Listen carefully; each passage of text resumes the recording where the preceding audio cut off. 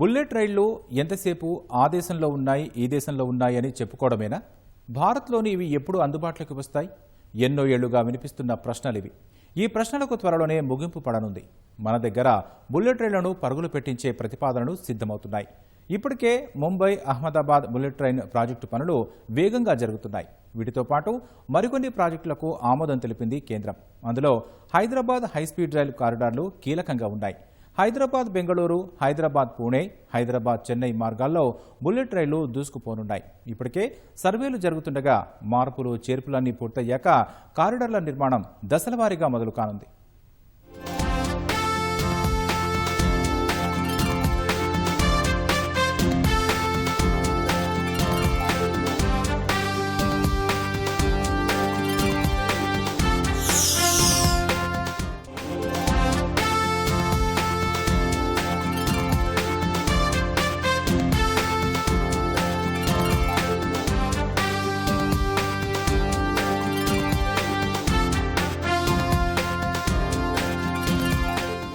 ఇంతే వేగంతో బుల్లెట్ రైళ్లు మనకి వచ్చేస్తున్నాయి. అది హైదరాబాద్కే. ఈ ఏడాది బడ్జెట్లో కేంద్ర ప్రభుత్వం 7 హై స్పీడ్ రైల్ కారిడార్లకు ఆమోదం తెలిపింది. ఇందులో 3 హైదరాబాద్కు అనుసంధానంగా ఉన్నాయి. హైదరాబాద్ నుంచి చెన్నై, పూణే, బెంగళూరుకు ఈ బుల్లెట్ రైళ్లు అందుబాటులోకి రానున్నాయి. ప్రతిపాదిత డిపిఆర్ల దశ నుంచి అన్ని పూర్తయి భూసేకరణకు నోటిఫికేషన్ వచ్చేంత వరకు వీలైనంత వేగంగా అన్ని ప్రక్రియలను పూర్తి చేయాలని చూస్తున్నారు కేంద్ర రాష్ట్ర ప్రభుత్వాలు. ఇప్పటికే national high speed rail corridor limited NHSRCL అదే పనిలో నిమగ్నమైంది. దశల వారీగా 3 కారిడార్లు అందుబాటులోకి వస్తే హైదరాబాద్ నగరం high speed rail corridor hub గా అవతరించనుంది. ప్రధాన నగరాల మధ్య అత్యంత వేగంగా ప్రయాణించేందుకు వీలవుతుంది. ప్రయాణ సమయము తగ్గుతుంది.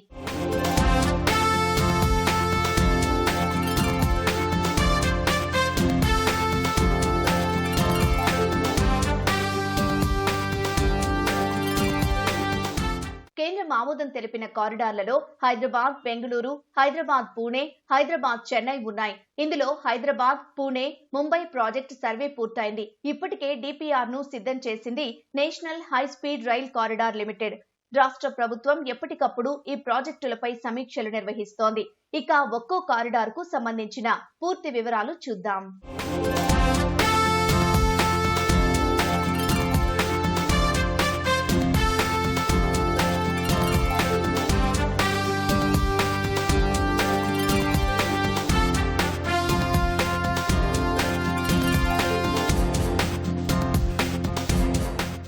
హైదరాబాద్ పూణే ముంబై కారిడార్. హైదరాబాద్ పూణే ముంబై కారిడార్ విషయానికొస్తే ప్రతిపాదిత స్టేషన్లపై NHSRCL కు కీలక మార్పులను సూచించాలని రాష్ట్ర ప్రభుత్వం నిర్ణయించింది. ఈ కారిడార్లో వికారాబాద్ బదులుగా అనంతగిరిలో స్టేషన్ ఏర్పాటు చేయడం మంచిదని భావిస్తోంది. సోమశిల, అనంతగిరిలో స్టేషన్లు ఉంటే అక్కడ పర్యాటకంగా అభివృద్ధి అయ్యేందుకు అవకాశం ఉంటుందన్నది రాష్ట్ర ప్రభుత్వ ఆలోచన. పైగా కోకాపేట స్టేషన్ విషయంలో ఖర్చు భారీగా అయ్యే అవకాశాలున్నాయి. ప్రస్తుతానికి ఇక్కడి భూముల ధరలు ఆకాశాన్ని అంటుతున్నాయి. పైగా నియోపోలిస్ ప్రాంతంలో 247 ఎకరాల భూమి కేటాయించాలని NHSRCL కోరుతోంది. ఈ మధ్య ఇక్కడ భూముల వేలం వేస్తే ఒక్కో ఎకరం ధర 151 కోట్ల వరకు పలికింది. ఆ లెక్కను చూస్తే కోకాపేట్ స్టేషన్ భూసేకరణకే 37,000 కోట్ల రూపాయల వరకు ఖర్చయ్యే అవకాశం ఉంది. ప్రాజెక్టు వ్యయం కేంద్రమే భరించనున్న భూసేకరణ వ్యయంపై మాత్రం ఇంకా స్పష్టత రాలేదు. హైదరాబాద్ పూణే కారిడార్లో తెలంగాణలో 80 కిలోమీటర్లు, కర్ణాటకలో 121 కిలోమీటర్లు, అత్యధికంగా మహారాష్ట్రలో 157 కిలోమీటర్ల నెట్వర్క్ ఉండనుంది. కర్ణాటకలో కలబురిగి, మహారాష్ట్రలో విక్రోలి, థానే, నేవీ ముంబై, లోనావాలా, పింప్రి చించ్వాడ్, పూణే, బారామతి, వండర్పుల్, సోలాపూర్ స్టేషన్లు ఉన్నాయి. బుల్లెట్ రైళ్ల పరుగులో వేగమే కాదు, అవి ఆగే స్టేషన్లలోనూ ప్రత్యేకత ఉంటుంది. సాధారణ స్టేషన్ల మాదిరిగా కాకుండా అంతర్జాతీయ ప్రమాణాలతో ఈ రైల్వే స్టేషన్లను నిర్మించేలా ప్రణాళికలు సిద్ధమవుతున్నాయి. ఒక్కో బుల్లెట్ రైలులో 16 బోగీలు ఉంటాయి. ఒకేసారి మొత్తం 1215 మంది ప్రయాణించే సామర్థ్యంతో సీట్లు ఉంటాయి. ప్రాజెక్ట్ ఆపరేషన్ కోసం మహారాష్ట్రలోని థానేలో ఒక భారీ రైళ్ల డిపోను, వర్క్ షాప్, హైదరాబాద్ లో మరో డిపో ఏర్పాటు చేస్తారు. ముంబైలో ఆపరేషన్ కంట్రోల్ సెంటర్ ప్రతిపాదించారు. హైదరాబాద్ పూణే కారిడార్ అందుబాటులోకి వస్తే కేవలం 1:55 నిమిషాల్లోనే హైదరాబాద్ నుంచి పూణేకు చేరుకోవచ్చు. 671 కిలోమీటర్లు ఇంత తక్కువ సమయంలోనే ప్రయాణించవచ్చు. ఇక హైదరాబాద్ బెంగళూరు ప్రాజెక్టు వివరాలు చూస్తే ఇది తెలంగాణలో మొదలై ఏపీ మీదుగా సాగుతూ కర్ణాటకలో ముగుస్తుంది. ఈ కారిడార్ మొత్తం 605 కిలోమీటర్ల మేర ఉంటుందని NHSRCL వర్గాలు చెబుతున్నాయి. ఈ కారిడార్ తెలంగాణలో 248 కిలోమీటర్ల మేర, ఏపీలో 263 కిలోమీటర్లు, కర్ణాటకలో అతి తక్కువగా 94 కిలోమీటర్ల మేర ఉంటుంది. మొత్తం 6 స్టేషన్లను ప్రతిపాదించారు. గంటకు 350 కిలోమీటర్ల వేగంతో రైళ్లు ప్రయాణించేలా ఈ ప్రాజెక్టు డిజైన్ చేశారు. ఆపరేషనల్ స్పీడ్ గంటకు 320 కిలోమీటర్ల వేగంతో ప్రయాణించే అవకాశం ఉంటుంది. హైదరాబాద్ బెంగళూరు హై స్పీడ్ రైలు కారిడార్ ను national high speed rail corridor limited మొదట శంషాబాద్, మహబూబ్ నగర్, వనపర్తి రోడ్, కర్నూలు మీదుగా ప్రతిపాదించింది. కానీ రాష్ట్ర ప్రభుత్వం శంషాబాద్, మన్ననూరు, శ్రీశైలం మార్గంలో చేపట్టాలని సూచించింది. మహబూబ్ నగర్ వైపు ఇప్పటికే రైలు మార్గం ఉన్నందున రైల్వే నెట్వర్క్ లేని మార్గంలో హై స్పీడ్ కారిడార్ చేపట్టాలని రాష్ట్ర ప్రభుత్వం స్పష్టం చేసింది. ఫలితంగా ప్రాథమిక అలైన్మెంట్ సర్వేలో మార్పులు జరిగాయి. మనకి నల్లమల ఫారెస్ట్ టైగర్ రిజర్వ్ అని వస్తుంది కదా, ఈ పర్టికులర్ క్లియరెన్స్ అన్నది ముందే తీసుకోవాలి. డెఫినెట్లీ ఒక టన్నలో గిన్నెలో చేయవలసి వస్తుంది. బికాజ్ ఈ సెమీ హై స్పీడ్ కూడా it will create good noise. మన రైల్వేలో సౌండ్ బ్యారియర్స్ అన్ని పెడతామని అన్నా కూడా 100% మీకు దేర్ విల్ బి ఒక విజిలింగ్ సౌండ్ అంటారు, ఊ అన్న టైం ఒకలాంటి సౌండ్ వస్తుంది. ఆ పర్టికులర్ ఆస్పెక్ట్ కూడా తీసుకోవాలి. రేకపోతున్న ఈ ఫారెస్ట్ ఏరియాస్లో ఎట్లా they will be able to mitigate that problem. అంటే అది వైల్డ్ ఎనిమల్స్ ఉండొచ్చు, లేకపోతే టైగర్ హ్యాబిటేట్ ఉండొచ్చు.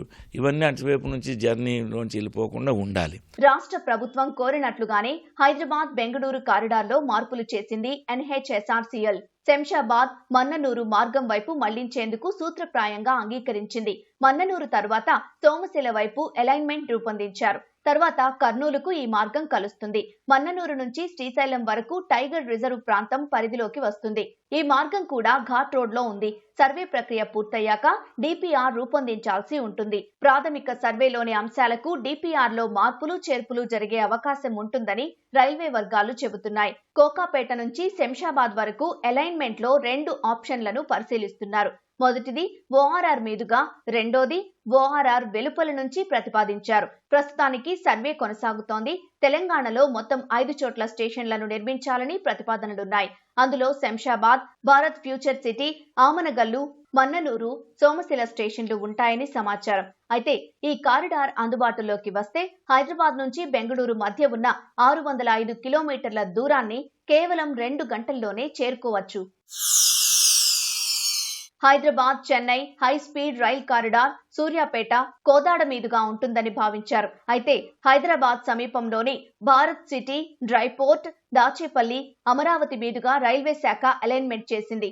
ఇందులో శంషాబాద్, అమరావతితో పాటు ప్రసిద్ధ పుణ్యక్షేత్రం తిరుపతికి అనుసంధానించారు. గంటకు 300 కిలోమీటర్ల వేగంతో ప్రయాణించేలా రూపొందిస్తున్న ఈ ప్రాజెక్ట్ 760 కిలోమీటర్ల నుంచి 778 కిలోమీటర్ల మేర ఉంటుంది. ఇది ఆంధ్రప్రదేశ్ రాజధాని అమరావతి మీదుగా చెన్నైకి చేరుకుంటుంది. తెలంగాణ రాష్ట్రంలో 192 కిలోమీటర్లు, ఆంధ్రప్రదేశ్లో 504 కిలోమీటర్లు, ఆంధ్రప్రదేశ్, తమిళనాడు కలిసి ఉండే ప్రాంతం 64 కిలోమీటర్లు ఉంటుంది. ఈ ప్రాజెక్టులో మొత్తం 9 స్టేషన్లు అందుబాటులోకి రానున్నట్లు సమాచారం. ప్రస్తుతం ఇందుకు సంబంధించిన సర్వే జరుగుతోంది. ఎలివేటెడ్ కంప్లీట్గా వైడక్ట్ కన్స్ట్రక్షన్లో ఉంటుంది. అందుకనే 250 కోట్ల రూపాయలు కిలోమీటర్ ఖర్చు. అదే ఇండియన్ రైల్వేస్ అయితే మీకు 20 కోట్లే, అంటే మోర్ దాన్ 10 టైమ్స్ ఈ యొక్క బుల్లెట్ ట్రైన్ ఖర్చు అవుతుంది. ల్యాండ్ అక్విజిషన్ అనేది చాలా లేట్ అవుతుంది, కన్స్ట్రక్షన్ లేట్ అవుతుంది. అట్లీస్ట్ ఏంటంటే ఒక కన్స్ట్రక్షనే 10 సంవత్సరాలు పడుతుందండి. ఏ కారిడార్ చేయాలన్నా కానీ ఈ లోపల కాస్ట్ అనేటువంటిది మళ్ళీ పెరుగుతూ పోతుంది. ఈరోజు 250 కోట్లు, రేపు 400 కోట్లు కూడా వచ్చింది. డిసడ్వాంటేజ్ అదొకటే. Otherwise very good. మనకు కావాల్సింది హై స్పీడ్ కావాలి, డెవలప్డ్ కంట్రీ అవుతున్నాం కాబట్టి మనకి ఇది ఒకటి ఉండాల్సిందే. ఫస్ట్ మనకి మంచి అనుభవం అనేది వస్తుంది.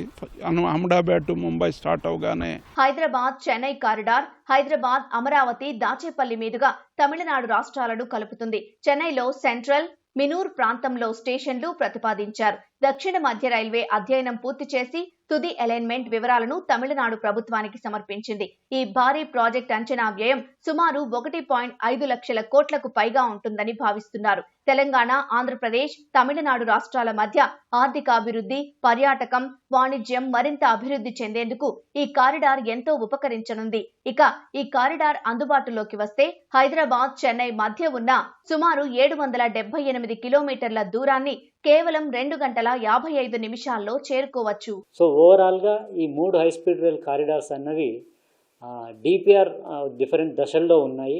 ఆల్రెడీ హైదరాబాద్ టు పూణే, ఫర్దర్గా ముంబై, ఇది national high speed rail corridor corporation వాళ్ళు 1 సంవత్సరం క్రితమే ఈ డిపిఆర్ని ప్రిపేర్ చేసి అక్కడ ఫర్దర్గా అంటే సెంట్రల్ గవర్నమెంట్కి అప్రూవల్కి ఉంచారు. మిగతా 2 అంటే చెన్నై, హైదరాబాద్ సంబంధించిన డిపిఆర్స్ కూడా ఇనీషియల్గా సౌత్ సెంట్రల్ రైల్వేని టేకప్ చేసింది. రైట్స్ అనే ఆర్గనైజేషన్ ద్వారా ఈ డిపిఆర్ ప్రిపరేషన్, సర్వే ప్రిపరేషన్లో ముందుకెళ్తూ ఉంటే సౌత్ సెంట్రల్ రైల్వే పరిధి నుంచి అది national high speed rail corporation పరిధిలోకి డిపిఆర్స్ వెళ్ళాయి. మోస్ట్లీ ఇదంతా కూడా మెజారిటీ కూడా ఎలివేటెడ్ కారిడార్ లాగా రాబోతా ఉంది. మొత్తంగా ఈ 3 కారిడార్ల వివరాలివి. ఇందులో 2 సర్వే దశలో ఉన్నాయి. ప్రతిపాదనలు, మార్పులు, రాష్ట్ర ప్రభుత్వ సూచనలు ఈ దశలన్నీ దాటుకుని వచ్చాక గానీ డిపిఆర్లపై ఓ స్పష్టత రానుంది. ఆ తర్వాత కేంద్రం వాటిని పరిశీలిస్తుంది. అప్పుడు భూసేకరణకు అధికారికంగా నోటిఫికేషన్ ఇస్తుంది. అప్పుడే అసలైన ప్రక్రియ మొదలవుతుంది. అందుకు సమయం పట్టనున్నప్పటికీ ఈ ప్రాజెక్టులు అందుబాటులోకి వచ్చాక మాత్రం రాష్ట్ర ముఖ చిత్రమే మారిపోతుందనడంలో ఎలాంటి సందేహం లేదు.